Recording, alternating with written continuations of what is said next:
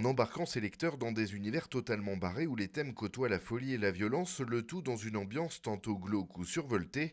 Atsushi Kaneko s'est toujours nettement démarqué du paysage manga classique. Casser les codes et utiliser ceux du thriller et du roman policier, y ajouter une pincée d'horreur type série B et un graphisme aux allures gothiques au punk, ça donne Desco, un nouvel ovni édité chez Casterman, parmi les ouvrages sélectionnés sur le volet de la collection Saka. Donc c'est un univers où on imagine un espèce de réseau social énorme sur lequel sont référencés tous les Reapers étant des assassins. Donc ça démarre direct. Direct, il y a plein de Reapers qui sont réunis dans une espèce de base générale, ils sont là pour défoncer un Yakuza.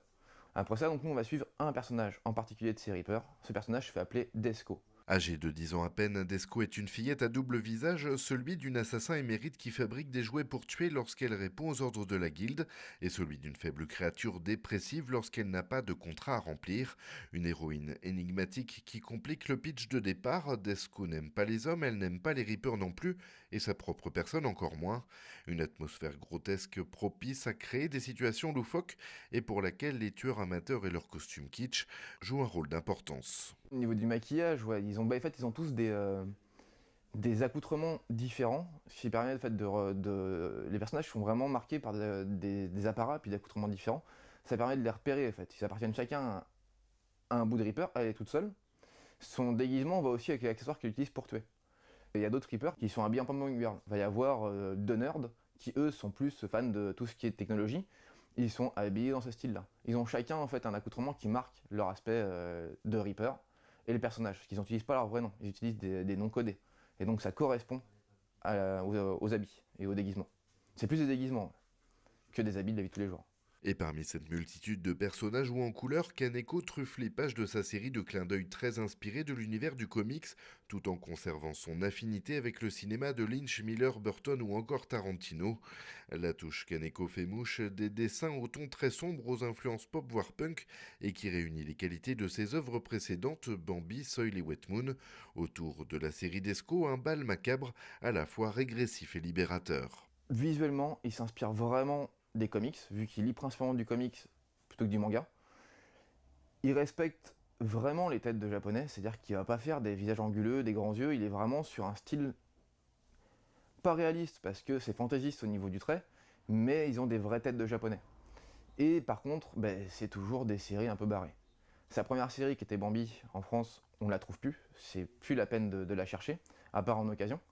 Où là c'était une tueuse à gages de 14 ans qui était embauchée pour récupérer un gamin qui s'appelle Pampi. Elle s'appelle Bambi. Dans son autre série qui est chez Kuri Ankama, c'est Soil. Là c'est un espèce de polar métaphysique qui joue sur deux réalités, dans les nouvelles villes qui créent en banlieue des grandes mégapoles. Et puis Wet Moon qui est chez Saka qui est une trilogie. Là c'est encore une fois un polar, même ambiance que Soil. Mais là on suit un flic qui a du métal dans la tête, qui lui crée des migraines. Du coup, on ne sait jamais si on est dans la réalité ou dans de l'imaginaire ou une autre réalité. Ce qui fait que c'est à chaque fois très torturé, très barré. On est sur des univers qui se mélangent. On ne sait jamais si c'est empreint de réalité ou d'imaginaire. C'est assez fort. Du polar mystique et l'assassinat, Kaneko ne fait pas dans la dentelle, mais sa force vient surtout de la subtilité immersive de ses planches, calquées sur le modèle cinématographique. Un découpage de cases très dynamique et parfaitement associé au feutre pinceau d'un noir profond, parfois à la limite du cartoon. Dans le manga, des fois, il y a des côtés statiques, un peu où on va observer, on voit ce qui se passe, les personnages se placent, ça discute beaucoup, il y a un jeu plus d'ambiance par le découpage qui pose de tout. Kaneko, il le fait très peu, c'est beaucoup plus rapide. C'est vraiment, même s'il le fait sur deux pages, ça coulisse hyper rapidement. Et puis, il utilise la double page, oui, mais pas trop. Pour le maxi, une double page qu'il va faire, ça va être un découpage sur une page et une grosse page sur l'autre côté, qui va expliquer toute la cinématique de l'autre. Donc on est plus sur ce jeu de champ contre champ, de gros plans, de rythmique particulière à ces récits. Ce qui fait que même quand ça parle beaucoup, c'est hyper rythmé. Et des bulles, il y en a peu, l'action est particulièrement privilégiée dans cette série qui ressemble beaucoup à un slasher movie. Côté réflexion, une fois encore, l'auteur est fidèle à ses habitudes, il pose plus de questions qu'il ne donne de réponses. Un titre très divertissant, scénaristiquement et graphiquement réussi, mais à ne pas mettre entre les mains des plus jeunes.